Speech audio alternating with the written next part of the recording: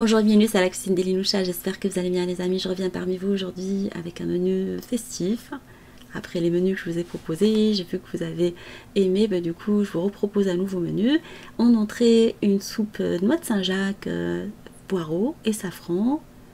Alors en plat principal, une pastilla de fruits de mer avec sa salade. Et en dessert, on va réaliser un cheesecake à la fraise, découvrons le menu ensemble. On va commencer par le velouté à la noix de Saint-Jacques. Alors nous allons faire colorer dans de l'huile d'olive ou du beurre. Vous pouvez faire un mélange des deux, moi j'ai mis que de l'huile d'olive. De l'échalote hachée finement, congelée ou fraîche, que vous hachez.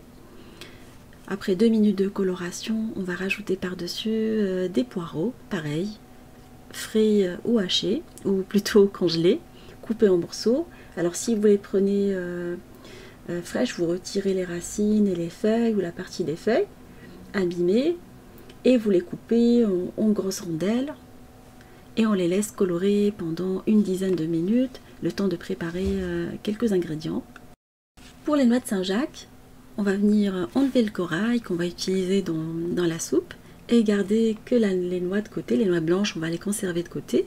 Pareil, si vous utilisez des coquilles, vous les ouvrez et vous faites la même opération.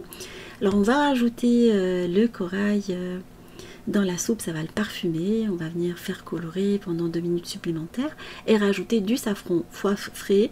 Moi j'ai un bouillon cube à base de safran, du coup je l'ai utilisé. Sinon vous pouvez mettre quelques pistils de safran par-dessus. Voilà, moi je l'achète dans les boucheries musulmanes, vous le trouvez sur internet, il est vraiment pas mal. Alors après coloration, on va venir mouiller avec de l'eau, rajouter une botte de persil. On va couvrir et laisser notre soupe cuire une fois salée et poivrée. Là, je voulais garder quand même la note de safran. Alors on la fait cuire pendant une vingtaine de minutes à couvert. Après ébullition, on va venir par la suite mixer notre soupe. Alors j'aime pas avoir les filaments des poireaux dans la soupe, du coup je vais utiliser un ustensile classique pour la écrase soupe.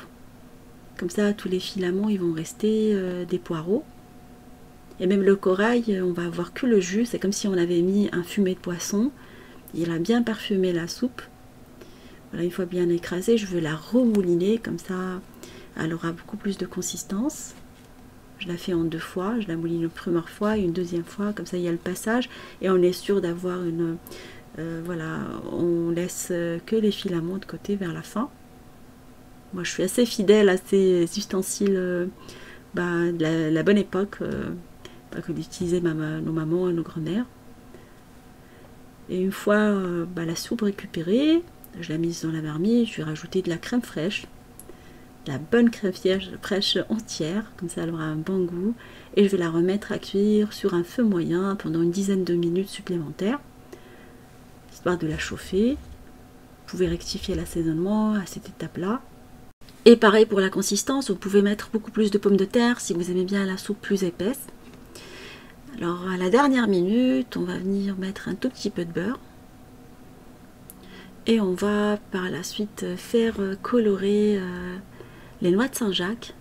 Alors 1 minute sur chaque côté, salé et poivré. Vous pouvez les assaisonner avant ou pendant la cuisson. Il ne faut pas les laisser cuire trop longtemps. On risque de se retrouver avec une chair qui est complètement gâchée.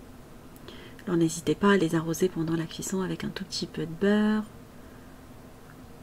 Et après vous les retournez sur l'autre côté pour qu'elle continue la cuisson. Et vous faites cette opération, comme je vous dis, à la dernière minute pour les servir avec la soupe. Dans cette recette, j'ai pas utilisé des épices ou des condiments à connotation trop prononcée pour pas masquer le goût de la noix de Saint-Jacques. Voilà, il faut respecter parfois certaines règles. Alors une fois que j'ai servi la soupe, je vais venir la parsemer avec de la ciboulette. Une fois que j'ai déposé quelques noix de Saint-Jacques. En général, c'est 1 noix de Saint-Jacques par personne. Nous, on est gourmands, j'en ai mis 3 dans chaque bol. Et la note de la ciboulette à la fin apporte de la fraîcheur et la saveur. Voilà, sans masquer les goûts. Une entrée assez simple et à la fois festif que vous pouvez réaliser à la dernière minute, comme vous avez pu voir. Après, on va passer à la réalisation de la pastilla. Une croustade de briques facile à réaliser, comme ça on va rester dans le même esprit de poisson. Alors je vais réaliser une charmoula, une sauce marocaine, avec du persil, de la coriandre, de l'ail que je vais venir hacher finement. Après je vais rajouter quelques condiments. Alors j'utilise mon petit hachoir. J'aime beaucoup parce qu'après il mixe pas, en fait il va juste hacher et les morceaux ils restent tout petits. C'est idéal pour l'ail et pour l'échalote. Alors, je vais utiliser également du jus de citron dans la charmoula. J'ai déjà partagé avec vous cette sauce. Alors, dans un saladier, vous mettez les aliments qu'on vient de préparer. On arrose avec le jus de citron. Et pour le piment, vous pouvez mettre de l'harissa. Moi, j'ai mis de la sriracha, de la sauce thaïlandaise. Je trouve qu'elle se marie bien avec les fruits de mer. Vous mettez un mélange d'épices.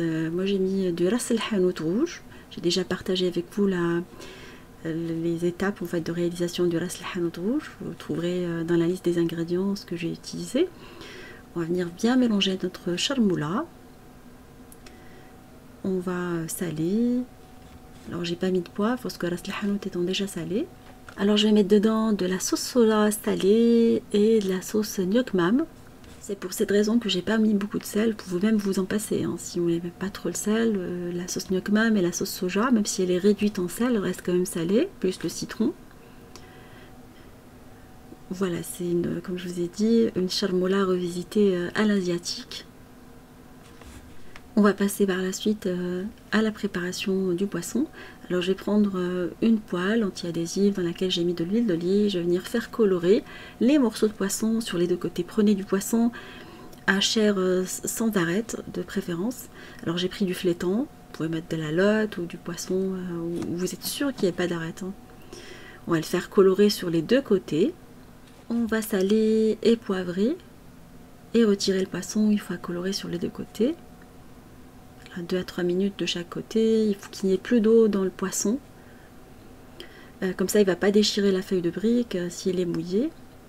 Dans la même poêle, dans le même jus de cuisson, je vais remettre des fruits de mer que je vais laisser colorer pendant 6 à 7 minutes à feu vif. Comme ça, elles vont dégorger. Alors, le temps nécessaire de préparer les vermicelles. Alors, je vais prendre des vermicelles de riz que je vais venir faire ramollir avec de l'eau bouillante. Je vais les laisser pendant 3 minutes, histoire qu'elles se ramollissent. Après, on va les égoutter, les découper en petits morceaux, les laver avec l'eau froide. Voilà, vous coupez en petits morceaux, comme ça, elles sont agréables en bouche. On va en avoir un tout petit peu partout et pas des paquets. Je vais prendre ma sauce charmoula dans laquelle je vais faire passer le poisson qu'on vient de griller.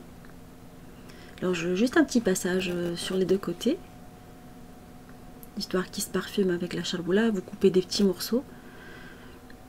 Voilà, je l'ai fait tac tac et je l'enlève, je le mets de côté. Alors dans la même sauce, une fois que j'ai enlevé tous les morceaux, je vais l'utiliser pour les vermicelles. Voilà, je vais venir les mettre dans le reste de la sauce, même s'il reste des petits morceaux de poisson, c'est pas grave. Les gros morceaux, je les ai prises, je les ai mises de côté, je vais vous montrer après pourquoi. Et vous mélangez les vermicelles dans la sauce charmoula sur tous les côtés. Vous prenez tout ce qu'il y a, enfin vous raclez les bords. Après, j'ai pris l'assiette de poisson et j'ai pris l'excédent de charmoula que je vais venir à rajouter par-dessus les vermicelles parce que je voulais qu'il se parfume avec mais qu'il soit pas trop voilà, qu'il n'y ait pas trop de liquide dedans, juste histoire qu'il se parfume. Voilà, mes vermicelles sont maintenant prêtes. Je vais venir les faire cuire après avec les fruits de mer. Après la coloration des fruits de mer, vous rajoutez par-dessus les vermicelles et on les laisse pendant 1 à 2 minutes maximum, 2 minutes maximum, histoire qu'on s'assure qu'il n'y ait plus de liquide dedans. Ça c'est très important pour la réalisation de la réussite d'une croustade de feuilles de briques. C'est que la farce doit être pas chaude, doit être froide et pas liquide. Voilà, on va venir les enlever et les mettre de côté, les laisser refroidir pour passer au montage. Alors pour changer des formes habituelles, je vais utiliser un cadre pâtissier. Je vais venir le tapisser avec des feuilles de briques. Voilà, c'est des feuilles qu'on trouve dans les boutiques asiatiques pour les rouler frits. Vous venez les superposer, enfin les mettre côte à côte. On les beurrons avec du beurre liquide. Enfin, j'ai chauffé le beurre. Et vous les mettez côte à côte, comme ça. Tout le cercle, il est habillé après. Après, on va mettre dans le fond plusieurs feuilles, histoire de solidifier le fond. Ça, c'est très important de bien solidifier le fond. Et beurrer à chaque fois qu'on met une feuille. Alors, vous mettez 4 ou 5 feuilles dans le fond. Voilà, c'est ce qui va supporter toute la farce. Avant de venir par la suite transvaser la farce dans le moule beurré. Une fois qu'on l'a réparti, on va égaliser la surface. Alors j'insiste sur le fait de mettre la farce froide dans les feuilles de briques, histoire de ne pas les casser. Alors je vais venir par la suite remettre les morceaux de poisson qu'on a conservés tout à l'heure par-dessus. Alors il y a deux écoles, il y a des personnes qui vont les émietter avec les vermicelles, et moi je préfère avoir une croustade avec des morceaux de poisson entiers. Après vous faites comme vous avez envie, c'est pour changer. Pareil, il y a des personnes qui mettent des olives, des champignons. Moi, je préfère avoir le goût du poisson dans la pastilla. C'est ma préférence, c'est la pastilla réalisée selon la méthode de ma maman. Alors, une fois qu'on a mis du poisson partout, on va refermer la croustade. On va rabattre tous les côtés et venir recouvrir avec quelques feuilles de briques. Alors, n'hésitez pas à écarter légèrement le cercle pour pouvoir remettre les feuilles de briques. J'ai utilisé un couteau non aiguisé, un couteau à beurre, pour pouvoir introduire la feuille de briques sur les côtés et couvrir la surface de la pastilla. N'hésitez pas, comme je vous ai dit, à beurrer entre chaque feuille pour qu'elles adhèrent. Et utiliser même des feuilles rondes, ça passe très très bien. On a déjà réalisé des pastillas avec des feuilles de briques, avec des pâtes philo, avec plusieurs modèles. Avec la pâte de blé asiatique, c'est pas mal aussi, hein. Elle est super croustillante. On a adoré. Là, j'ai écarté complètement le moule, comme ça c'est beaucoup plus facile pour pouvoir par la suite recouvrir la surface. Et en parlant de recouvrir la surface, je vais mettre un éventail par-dessus. Venir plier dans un sens et dans l'autre la feuille de brique, histoire de fabriquer un petit éventail. Moi je vais en fabriquer plusieurs pour couvrir ma pastilla et donner un aspect un peu festif et joli pour changer des briques habituelles. Voilà, on va les remettre. Une fois que vous avez finalisé cette opération, vous pincez sur les côtés et au milieu. Et vous remettez l'éventail par-dessus. J'en ai déjà mis un premier. Alors je voulais mettre au milieu, je trouvais que c'était pas joli. Du coup je l'ai mis côte à côte. Voilà, c'est pendant que je suis en train de cuisiner. Je pense à des décorations différentes. Voilà, vous en mettez plusieurs, histoire de couvrir toute la surface ou presque. On va beurrer en fait les éventails. Quand vous les mettez, n'hésitez pas à beurrer. Et pincer au milieu à chaque fois, comme ça elles adhèrent ensemble. Et après on va faire cuire notre pastilla dans un four préchauffé à 160 pendant une trentaine de minutes. Il ne faut pas que le feu soit trop fort, au risque d'avoir une surface qui est cuite et l'intérieur qui n'est pas cuit. Voilà, elle est maintenant prête. Alors je vais préparer une petite salade d'accompagnement. J'aime bien manger les briques avec une salade, c'est toujours agréable, à la petite fraîcheur. Alors j'ai mis de la mâche, je vais rajouter par-dessus des radis, des tomates cerises, vous mettre des avocats, des crevettes cocktail, accompagnées avec une petite vinaigrette maison que chacun il va servir tout seul. Vous pouvez même mettre quelques baies de fruits rouges, voilà ce qu'on aime. On peut le faire, enfin ça fait manger de la salade, de la verdure également. Après, la décoration et la présentation dépend des goûts de chacun. Nous, on fait selon nos habitudes alimentaires, nos goûts, nos préférences. Alors, à la sortie de la pastilla du four, je vais venir la déposer au milieu. Je vous recommande vraiment cette méthode de préparation pour les amateurs de poissons, de fruits de mer comme moi. Moi, j'ai grandi à Casablanca. Du coup, en bord de mer, on mangeait souvent du poisson. Je suis nostalgique aux préparations à base de poisson. Avec la petite salade, c'est parfait. On va passer après à la réalisation du dessert, le cheesecake de fraises et spéculoos. Hyper facile à réaliser. Bon, ma fille, elle adore les cheesecakes, du coup, je voulais lui faire plaisir pour les fêtes. Alors, on va préparer le fond avec des spéculoos moulus. Alors, vous les écrasez après, soit dans un sachet, soit vous les achetez tout fait. Moi, je les ai achetés écrasés dans les grandes surfaces. Et vous venez les mélanger avec du beurre et tapisser le fond d'un cercle pâtissier avec.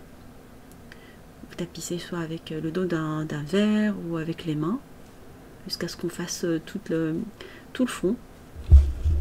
Après, si vous n'aimez pas les spéculoos, vous pouvez remplacer par les gâteaux de votre choix. On va le garder au frais de côté, le temps de préparer l'appareil cheesecake avec de la gélatine que je vais venir faire ramollir dans l'eau froide. Je vous ai montré la marque parce que vous étiez nombreuses à me demander quelle marque j'utilise. Je les trouve sur internet, dans les bazars orientaux. Après, vous faites avec les produits que vous avez l'habitude d'utiliser. Alors, on les fait ramollir pendant quelques minutes. Le temps de monter la crème chantilly. Alors, j'ai mis de la crème liquide que je vais venir monter bien froide, les ustensiles froids, tout est froid, histoire de pouvoir la réussir. Une fois qu'elle est vraiment montée, commence à avoir un aspect un peu compact, on va lui incorporer du sucre glace. Petit à petit, on va incorporer le sucre glace. Vous pouvez la parfumer avec du sucre vanillé. Je trouve qu'il se marie bien avec la fraise ou le parfum de votre choix après. Voilà, petit à petit. Elle est maintenant prête. On va la mettre de côté. Je vais mettre la crème montée de côté, le temps de préparer le fromage. Et le reste, alors je vais prendre la feuille de gélatine ramollie que je vais venir déposer dans la crème chaude. Alors j'ai chauffé un peu de crème liquide, parce que la gélatine a besoin d'avoir quelque chose de chaud pour tenir. On va la mélanger pendant qu'elle est en train d'être dissoute dans le mélange. Et pour l'appareil à cheesecake, je vais prendre du Saint-Mauré. Vous pouvez prendre le fromage de votre choix, Philadelphia ou autre, réduit en sel, ça c'est très important qu'il soit réduit en sel. On va par la suite le battre avec le batteur électrique ou manuel. Moi je préfère le batteur manuel électrique, ça va beaucoup plus vite. Et j'ai rajouté par-dessus le mélange à base de gélatine que j'ai dilué dans la crème liquide. Je vais laisser refroidir un tout petit peu avant de le rajouter. Voilà, on a notre crème battue avec la gélatine à laquelle je vais rajouter la chantilly qu'on a montée tout à l'heure. Voilà, vous rajoutez la chantilly petit à petit et vous mélangez délicatement histoire de ne pas la casser. Voilà, ça donne un côté aéré à votre cheesecake, le fait de mettre la crème comme ça. Notre appareil maintenant prêt, je vais le laisser de côté, le temps de préparer les fraises, je vais venir les découper. Alors c'est vrai, c'est pas la saison des fraises, mais on en trouve, autant les utiliser. Alors je vais découper quelques fraises en deux. Alors prenez des petites fraises ou des fraises calibrées de la même façon. Quand j'utilise un petit moule de 18 cm, du coup j'ai pris des petites fraises que je vais couper en deux pour la décoration extérieure du gâteau. Et vous venez les déposer de cette façon-là, voilà, côte à côte, sur le paroi du moule. Ça va faire après comme un gâteau fraisier. Vous faites tout le tour du moule de la même façon. Et on va verser l'appareil par-dessus. Voilà, on égalise la surface, on voit qu'on l'a versé par-dessus les fraises. On va tout recouvrir, sachant qu'on va mettre après un coulis de fraises pour le rendu final. On va égaliser la surface, couvrir avec du film alimentaire et le garder au frais pendant au moins 6 heures au réfrigérateur. Alors pour la préparation du coulis de fraises, j'ai coupé des fraises en petits morceaux, ce qui me restait. Je vais rajouter du sucre par-dessus. Et on va mettre la vanille ou le parfum de votre choix. Vous pouvez vous contenter que du jus de citron parce que je vais mettre le jus d'un demi-citron. Et on va les couvrir et les laisser au frais pendant 1 heure. Voilà, les fraises elles vont être juteuses par la suite et ça va faciliter pour avoir un super rendu pour le coulis par la suite. Voilà, on va les faire cuire après dans une casserole. Je les ai mis voilà, avec leur jus. On va laisser le coulis de fraises cuire pendant une bonne dizaine de minutes en mélangeant de temps en temps. Il ne faut pas le laisser jusqu'à ce qu'il soit comme une confiture, il faut le retirer avant. Voilà, d'où l'importance de bien surveiller. Là, dès qu'il commence à caraméliser légèrement, vous enlevez. Et on va venir mixer notre coulis et le filtrer. Il y a des personnes qui ne le filtrent pas, moi j'aime bien filtrer. Surtout les fruits rouges, hein. Ça, les fraises, on peut ne pas les filtrer, mais c'est important de filtrer les coulis à base de fruits rouges, parce qu'il y a des petites particules qui restent, qui ne sont pas très agréables en bouche. Je vais lui incorporer quelques feuilles de gélatine, encore chaud. C'est important que le coulis soit chaud pour lui mettre les feuilles de gélatine qu'on a fait ramollir dans l'eau, comme tout à l'heure, de feuilles de gélatine.